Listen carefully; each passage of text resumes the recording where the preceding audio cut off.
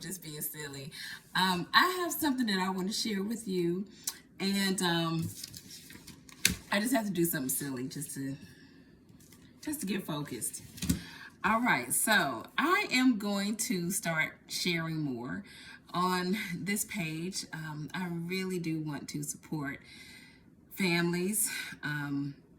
Working moms especially, because I know it is not easy, and so I want to use this page to help do that, to provide some resources, to provide encouragement, and then just some helpful tips around 0 to 3 early childhood education and development.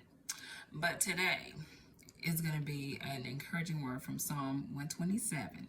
So if you have a few minutes, I'm going to try to keep it brief, but I do want to read this. It says, "Unless the Lord builds the house, they labor in vain who build it. Unless the Lord guards the city, the watchman stays awake in vain. It is vain for you to rise up early, to sit up late, to eat the bread of sorrows, for he gives his beloved sleep. Behold, children are a heritage from the Lord. The fruit of the womb is a reward. Like arrows in the hand of a warrior, so are the children of one's youth. Happy is the man who has his quiver full of them. They shall not be ashamed, but shall speak with their enemies in the gate." And quickly, I just want to share that and encourage you to let the Lord build your house. Let him lead your family.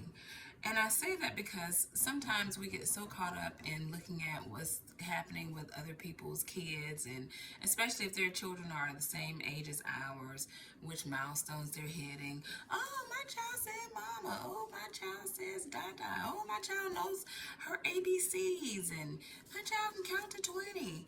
And we start to compare our children to other people. We compare their development to others. We compare their personalities to others.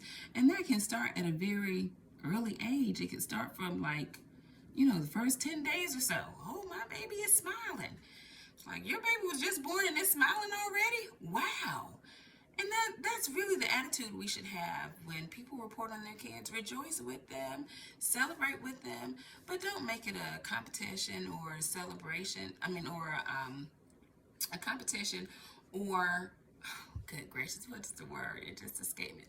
Anyway, it's not a reason for you to be concerned about what's happening with your child. Your child is on his or her own development schedule from the Lord that God gave them. And of course, there are things that we can do to help them grow and to teach them and things like that. But, some kids are going to just develop at a faster, more accelerated rate in some things, and others might be on just a different time frame.